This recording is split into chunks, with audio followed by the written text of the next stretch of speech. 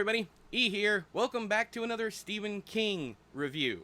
Today, we are talking about the sixth Holly Gibney novel, or story, Holly. Um, right off the bat, TLDR, I did not like this book at all. I'm a huge fan of Holly. I love the character because the character reminds me a lot of myself, but this one just didn't do anything for me. It's being marketed as a thriller. It's not a thriller. There's nothing thrilling about it. You know from the rip, right off the jump, within the first 50 pages, who the killers are, why they're doing what they're doing, how they're doing what they're doing.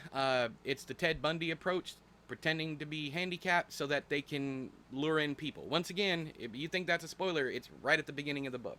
Also, the book is several years old as of now. I believe it came out in 2023, so it's at least 2 years old. Never Flinches out. It's yet another sequel. It is a seventh and, I believe, final Holly Gibney book. I don't know. I haven't finished it. I'm halfway through. Now I want to talk about, before I get into why I disliked the book, and what I did like about it, I do have a couple things that I liked about it. I want to talk about the Trilogy of Trash Anomaly. The Trilogy of Trash, for me, is Dreamcatcher, From a Buick 8, and Cell.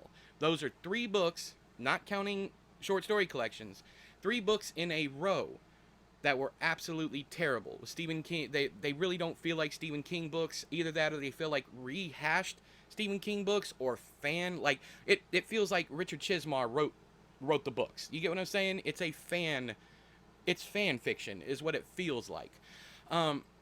So I hated those books, and I fear that Anomaly is about to repeat itself. If you're wondering, hey, didn't you dislike Billy Summers? Yes, I did. I gave it 1 star, but we had Fairy Tale in between there. What I'm talking about are 3 novels released in order that are all terrible. But the good part is, after those 3, we had a stellar output. We got Lisey's story. We got, and to some extent, Under the Dome is fantastic until you get to the end. We had Doomakey. We had some really, really good stuff after that. We've had some great stuff, recently, Fairy Tale. So it's not Trilogy of Trash, but it is becoming more, we're getting more bad books than we are good books. I loved Fairy Tale. My kid loved Fairy Tale. Several of my friends love Fairy Tale. Billy Bummers, 1 star, easily 1 star. I don't see the point of that story. If you liked it, that's fine. But we're talking about Holly. To see Holly fall down like this and not get back up, because like I said, Never Flinch exists now, and I'm halfway through that. To see this is upsetting and whatnot. And to the people out there who say that this book is bad because King's political, or that COVID is in it, whatnot, that's not the case. This book is bad for several reasons, but I mean, if you're tired of hearing about COVID, you're not going to like this, of course. If you're a Trump supporter, you're not going to like this. Of course you're not going to like this. You don't agree with him. And anything you don't agree with, you don't like. So here we are. With King, there is, and I made a mention of this. In fact, I did a video called We Need to Talk About Holly. I was not prepared to read this book 2 years ago. I was still messed up in my own head over my mother's death. My mom died of COVID. And I didn't want to read a 440-page book about COVID, because this honestly could have happened with anything going on in the world. It did not need that, but to place it in the here and now, King decided to write about it. I do think that books that ignore COVID, that are set during 2020 to like 2023, I do believe that they should talk about it, but not to the extent that it feels like a subplot. And at this point, it feels like a subplot here, but it never wraps around. Now, it does offer some convenience for King, how Holly can't work with her partner. It's some character development because she loses her mom to COVID, so on and so forth. And all that stuff's right at the beginning of the book. So if you consider those spoilers, I'm sorry, but I haven't spoiled anything that isn't in the first 50 pages of the book. I love Holly Gibney. She reminds me a lot of myself. But anytime Holly's not on screen, the book is really, really bad. And it's bad in a sense that Stephen King is out of touch. He doesn't know how people talk these days. He doesn't know. It's almost like he's a parody of himself now. And I'm not one of those people who think that, as soon as he stopped doing drugs, he became terrible. I'm not one of these people that think that he gave up writing horror. I think he became a much better writer after he stopped working in genre, even though his genre stuff was far more literary than not. I'm one of the people who will hang around to see what Stephen King does next. And luckily, I believe, if my sources are correct, we're getting the third Talisman book after Never Flinch. So we'll see. We don't know. Yes, Peter Straub's passed away, and that's unfortunate. But if we get it, and I think it would be a lovely tribute for Stephen King to give his friend to wrap up the Jack Sawyer series lovingly, but that's not the point. We are here because of Holly. You are going to have a much better time with Holly if you go into it reading it as a dissection of parental and child relationships. And what I mean by that is, if you have had a tumultuous relationship with your parents, you will probably like this book. If you are a parent who has a child that will no longer speak to you, you might want to read this book.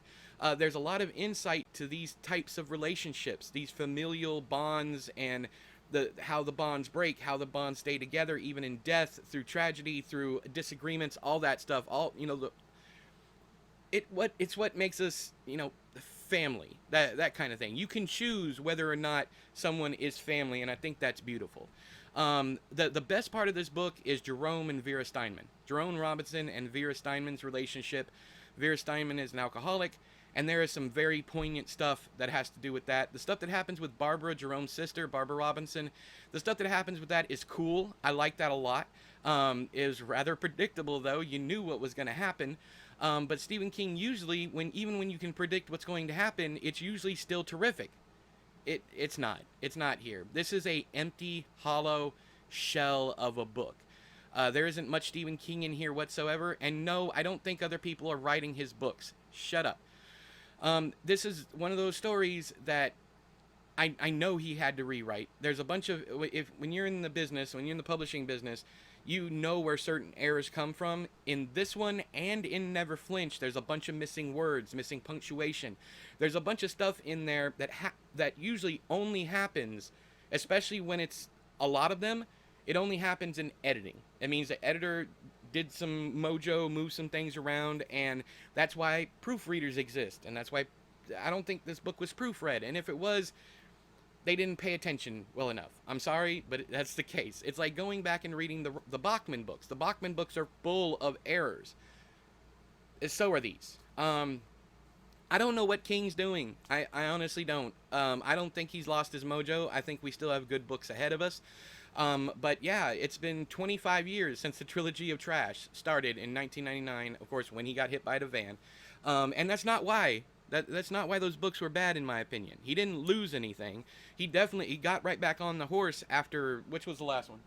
After Cell. Everything after that is great, except for Billy Summers. There's some middling stuff in there, but mostly it's fantastic output. His late life stuff, fantastic stuff. We get Revival, we get Fairy Tale, we got The Outsider, fantastic stuff. But this is not fantastic stuff, and it feels like Stephen King is finally trying to do his John D. MacDonald stuff. He was a big John D. MacDonald fan. MacDonald was the author of the Travis McGee books. I have been reading them just to see if they are as bad as Holly. They are not. They are absolutely fantastic books. But yeah, at the end of the day, I'm going to give this 2 stars, which is 1 more star than Billy Bummer's.